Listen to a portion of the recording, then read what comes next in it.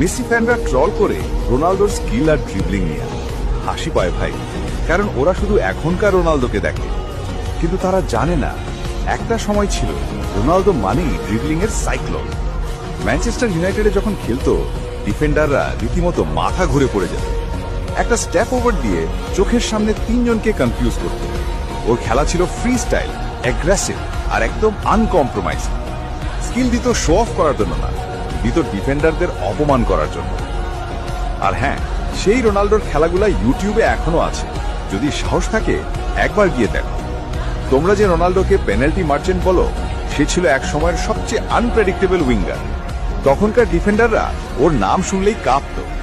Real মাদ্রিদে গিয়ে শুধু আরেকটা ডাইমেনশন অ্যাড করছিল, পাওয়ার আর ফিনিশিং।